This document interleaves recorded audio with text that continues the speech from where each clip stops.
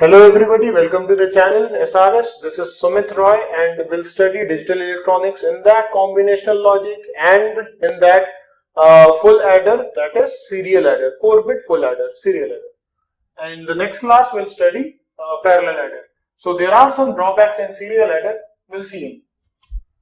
So let's start with serial adder. As the name suggests, that is there are two 4-bit numbers and we have to add them. So our general process is like let A be a 4-bit number represented by A3, A2, A1 and A0, and B is a 4-bit number represented by B3, B2, B1 and B0.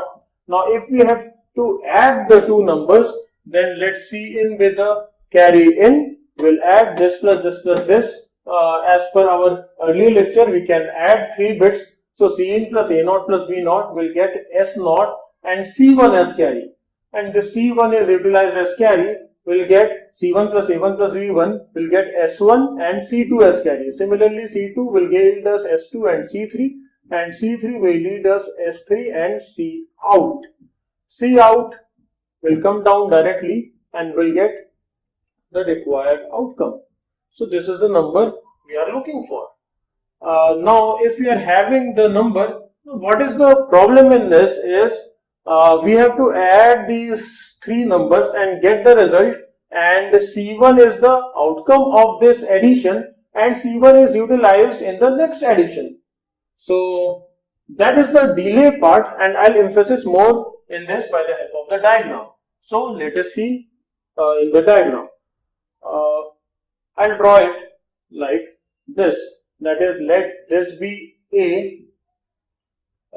Okay, I'll draw it here. A0 like this. Let be A0. Let it be B0. Let it be C in. A0, B0, and C.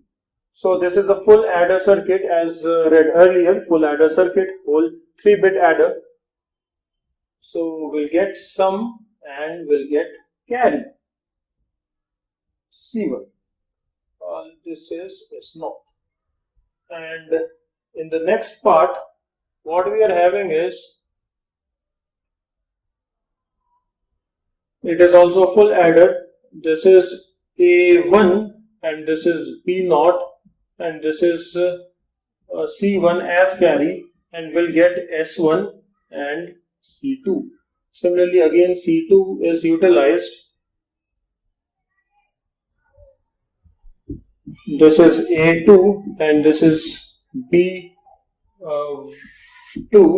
to give us, this is C2 to give us S2 and C3. And for this we'll have A3 and B3. So we'll have S3 and C out as output. So if these numbers are combined, that is A, and if these numbers are combined, that is B, so this will yield us, if now I'll draw the whole box for this. So this is the whole box. It's a 4-bit number, and it's a single bit input, and output is S0, S1, S2, S3 and C out. This is also full adder and this is also full adder. This is the complete circuit. Now it is fine, no problem with this circuit, but there is a drawback in this.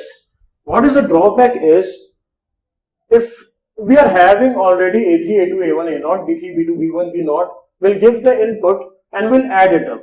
So A0, B0, Cin will give us S0 and the carry C1, and that this will perform, and then only it will yield us S0 and C1, and this C1 is utilized in the second part to give us S1 and C2. This C2 is utilized in the third part to give us S2 and C3, and this C3 is utilized in the fourth part to give us finally S3 and C out. So first this will work, these 3 will remain idle. Then due to the outcome of this, we'll have the output and we'll utilize this, its output in this, and we'll get the second, and similarly in third and fourth. So in the first instant, this will work, all the 3 will remain idle. then this will work and this too will remain idle, then this will work, then this will remain idle, then ultimately this will work. So actually 4 instances are passed for doing this addition. That is means this is the drawback. Actually there is accumulation of delays. This is being delayed due to this output, this is being delayed due to this output, this is being delayed due to its output. So obviously there will be a cumulative delay. If it's a 10-bit number, then there will be a 10 instance of delay. Let the instant be of 1 second. Then this will consume 1 second, this will consume 1 second, this will consume 1 second, this will consume 1 second. So it will give 4-second delay to give a 4-bit addition. If it's a 10-bit number, then it will require 10 seconds of delay. 10 seconds are required. So that is the biggest drawback in serial adder. And this can be removed. This means can be worked out by using parallel adder. This is also known as look ahead carry adder. I'll just give a glimpse of that. What we'll do is, so that you can analyze what is the problem and what is the solution to that. That is, as this part is relying on its output, and C1 is an outcome or a function of A0, B0, Cin.